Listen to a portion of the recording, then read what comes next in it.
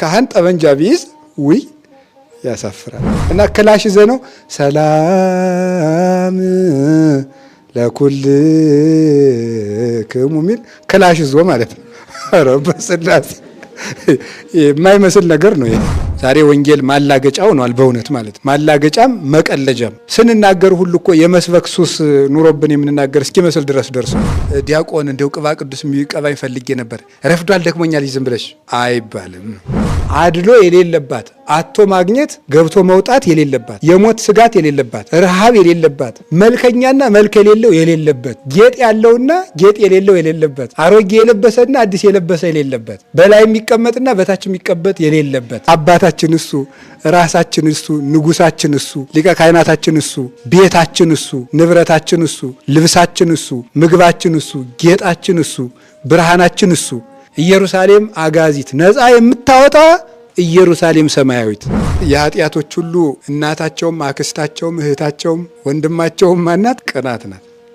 ፈጽሞ ሰዎችን ለመበቀል ማሰብ በህይወታችን ዘመን ሁሉ ይቅር የማያስብለን ኃጢአት። ሶስት ነገር ብናደርግ ቂም ይለቀናል እያስባል የድሮ ኃጢአታችን እግዚአብሔር ዛሬም ቢሆን የምንሰራውን እያወጣ በዚህ በካባችን በቀሚሳችን በእናንተም በነጠላችሁ ቢጽፈው ኑሮ ማን ቆሞ ሊያስቀድስ ይችላል? ስትጸልዩ እኮ ጌታችን ሆይ ብላችሁ ጸልዩ ማለትን ትቶ አባታችን ሆይ ብላችሁ ጸልዩ ያለን የበደልነው በደል ያጠፋነው ጥፋት ብዙ ስለሆነ አሁንም ተገብቶን በፊቱ የቆምን ስላልሆንን ጥቅም ያለን ሰዎችም ስላይደለን እግዚአብሔር እንዲምረን በምህረት አይኑ እንዲመለከተን ይቅር እንዲለን እንዲራራልን እግዚአብሔር ሆይ ምህረትህን ስጠን፣ እግዚአብሔር ሆይ ራራልን፣ እዘንልን እባክህ። እኛ ለራሳችን እንኳን መሆን ያቃተን ፍጡሮች ነው። ለራሳችን እንኳን የማይረባንን የምናስብና የማይረባንን የምናደርግ ሰዎች ነው። የራሳችን ጠላትም ራሳችን ሆነን እያጠፋን ነው። ውሻ የገዛ ቁስሉን እየላሰ እንደሚያቆስለው በገዛ ሰውነታችን ራሳችን እያቆሰል ነፍሳችን እያሰቃየን ያልነን ሰዎች ነን። እግዚአብሔር እንዲምረን እንዲራራልን በይቅርታ አይኑ እንዲመለከተን አልፈርድባችሁም በሰላም ግቡ ብሎ እንዲሰደን። የእግዚአብሔር ሰላም ማለት ጦርነት የሌለው ችግር የሌለው ረሃብ የሌለው ጠብ የሌለው ክርክር የሌለው መከራ የሌለው ኑሮ ማለት አይደለም። ይሄ አገር ተረጋጋ ምናምን የሚለው አይደለም ነው። ከሱ የተለየ ነው። ጻድቃንን በገዳም ሰማይታትን በደም ያጸናቸው ይሄ ሰላም። አንዱ ለውሻ ይጣላል፣ አንዱ ለአንበሳ ይጣላል፣ አንዱ በሳት ይጠበሳል፣ አንዱ በእንጨት ይሰቀላል፣ አንዱ በመንኮራኩር ይፈጫል። በዚያ ሁሉ ጸዋትወ መከራ ጸንተው እንዲኖሩ ያደርጋቸው። አሁን እኛ አንድ ነገር ኮሽ ባለ ቁጥር የምንፈራ ለምንድን ነው በሉኝ። ልቡ ለጻድቅ ውኩል ከማንበሳ የጻድቅ ሰው ልብ እንዳንበሳ የተማመነ ነው ያለው ሰሎሞን። ዲያቆን አይነግድም አያስነግድም፣ ቄስም አይነግድም አያስነግድም። ቄስ ነግዶ አትርፎ ተጽፎለትም አያውቅም። ባፍም በመጣፍም አልተማረም። አሃዱ አብ ቅዱስ፣ አሃዱ ወልድ ቅዱስ፣ አሃዱ ውእቱ መንፈስ ቅዱስ የሚለው ሁለት መሰረታዊ ትርጉም ነው ያለው። የንጉሥ ደብዳቤ ሲነበብ ሰው በመንቀጥቀጥ የሚሰማ ሆኖ ካለ የንጉሥ ክርስቶስ ደብዳቤ ሲነበብ እንዴት በፍርሃት አንሰማ? ይህንን ወንጌል ሰምተው ለመሳለም እነ ኢሳይያስ ተመኝተው በመጋዝ ተሰንጥቀው ቀሩ እንጂ አልደረሱ። አባቶቻችን ፈልገው አልደረሱ። አሁን እኔ ለእናንተ የምናገረውን ይህንን ብስራት ለመስማት ፈልገው ነበር አባቶቻችን፣ የለም አልደረሱ። የክርስቶስን ወንጌል ሲሰማ ጆሮውን ከሚያሳክከው ሰው በቀር ጋኔን ያለበት ሰው ማን ነው? ቅዳሴ ውስጥ ያለ ሰው እነዚህን አራት ነገር አያዝ።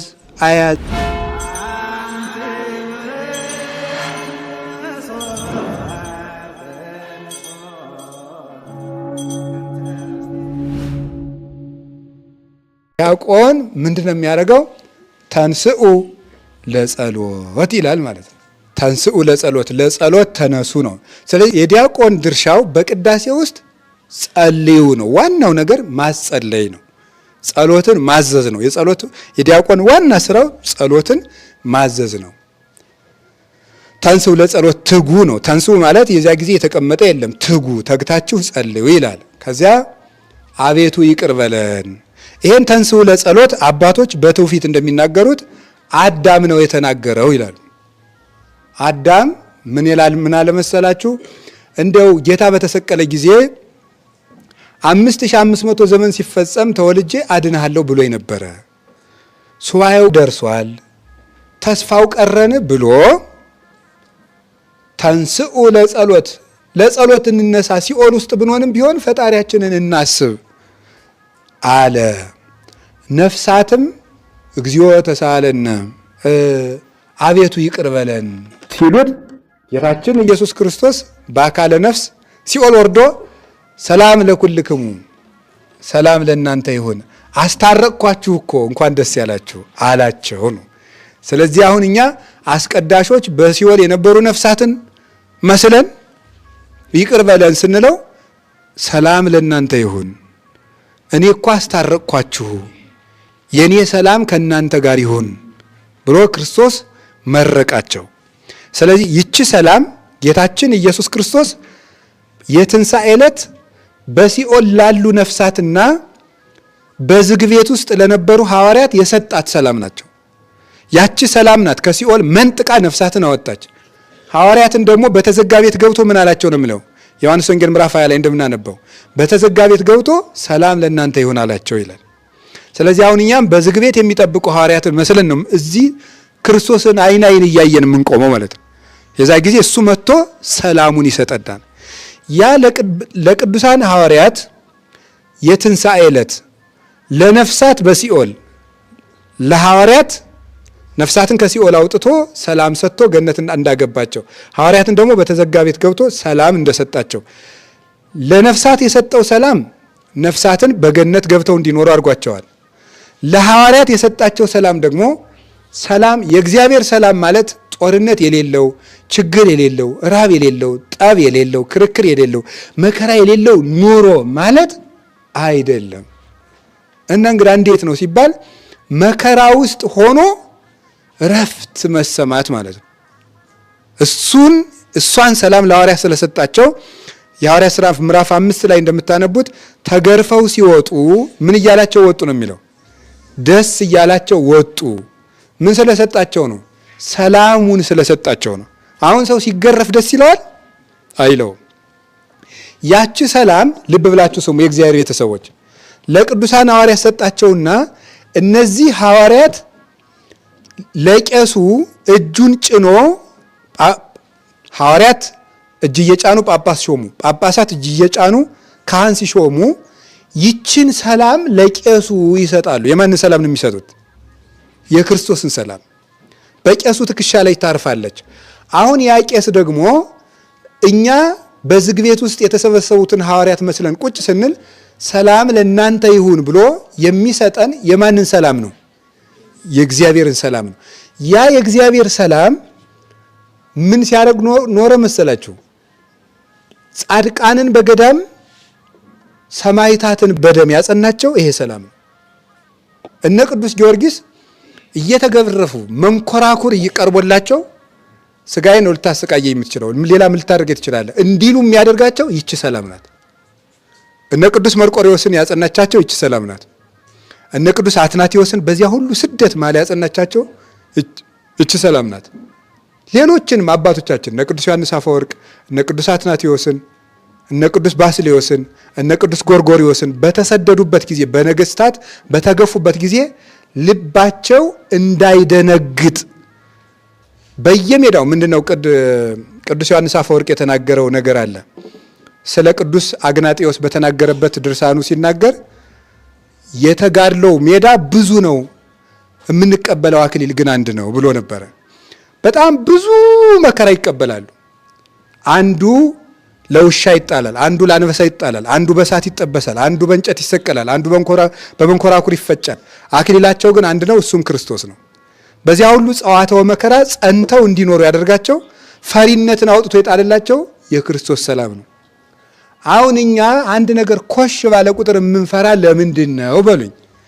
የክርስቶስ ሰላም በትክክል ሊደርሰን ስለሚያስፈልግ ማለት ይሻላል። በትክክል የጌታችን ኢየሱስ ክርስቶስ ሰላም በትክክል እሷ ካደረች በኋላ የፈለገ እኔ ቅዱስ አትናቴዎስን ሄደው ኧረ እባክህ ዓለሙ ሁሉ ጠላ አሉት። እኔ ቀድሜ ጠልቼው ይላል። ምንም እንዳይጨነቅ ዓለሙ ሁሉ ቆጠላ ቢሉት እኔ ጠልቼው ይል ቀድሜ ያለ። እኔ አሁን 3 ሰው እነገሌ እየጠሉህ ነው ቢባል እኔ እደነግጣለሁ። ልቡ ለጻድቅ ውኩል ከማንበሳ የጻድቅ ሰው ልብ እንዳንበሳ የተማመነ ነው ያለው ሰሎሞን። ለዚህ ነው እንዳይፈሩ ያደረጋቸው። ቅዱስ ጳውሎስ ሲዘምር ሰምታችሁታል። ሮሜ ምዕራፍ 8 ላይ ቁጥር 35 ላይ ከክርስቶስ ፍቅር የሚለየን ማን ነው? ረሃብ ነው ወይ? ስደት ነው ወይ? ጦርነት ነው ወይ? መላእክትም ቢሆኑ አሕዛብም ቢሆን ካለ ፍጥረትም ቢሆን ልዩ ወገንም ቢሆን ምንም ቢሆን ከክርስቶስ ወገን በላይም ያለው ቢሆን በታችም ያለው ቢሆን ከክርስቶስ ፍቅር ሊለይ የሚችል አንዳች እንኳ የለም ይላል። ስለዚህ ሰላም ለእናንተ ይሁን ማለት እነ ቅዱስ መርቆሪዎስ በብረት ምጣድ እየተጠበሱ፣ እነ ቅዱስ ፋሲለደስ እንደ ፈረስ እየተለጎሙ፣ እነ ቅዱስ ጊዮርጊስ በመንኮራኩር እየተፈጩ ይህንን የ3 ዓመት ሕፃን ቅዱስ ቂርቆስን ያጸናው የማን ሰላም ነው? የእግዚአብሔር ሰላም። የ3 ዓመት ሕፃን እንኳን የፈላ በርሜል አይቶ እሳት እንኳን ትንሽ ነገር እንኳን አይፈራም። አንድ ጊዜ ከተኮሱት ዞር ብሎ ይደርሳል በዚያ ግድም። ያችን ሰላም ለመቀበል ነው ካህኑ ያችን እንድናገኝ ነው ደጋግሞ ሰላም ለኩልክሙ ሰላም ለኩልክሙ። ደግሞ እኛ ደግሞ ተጓደን ምስለ መንፈስ ለከለ ማለት እንዲሁ ሐዋርያት ያገኙትን ሰላም መድኃኔዓለም ይስጣችሁ ሲል ምስለ መንፈስከ ማለት እንደ ቃልህ ይደረግልን ማለት ነው። አዎ ያችን ሰላም ይስጠን። ጻድቃን በገዳም ያጸናቸው ምንድነው? ያቺ ሰላም ነው። እንጦንስ ቅዱስ እንጦንስ ያቺ ሰላም ነበረችው። ዛሬ ያለን መነኮሳት እንሸበራለን፣ እንታወካለን። ለምን? እዚያ እስከምንደርስ ድረስ ነው። ገና ጀማሪ ነን። ጀማሪ መነኩሴ ከወደብ ዳር የታሰረችን ጀልባ ይመስላል ነው የሚለው አይደል መጽሐፍ መነኮሳት። ያቺ ምንድን ነው የምትለው? አንዴ ወደ ግራ አንዴ ወደ ቀኝ ነፋሱ እንደዚህ እንደዚህ እንደዚህ ሲያረጋት ትውላለች። ግን ወደቡ አለች።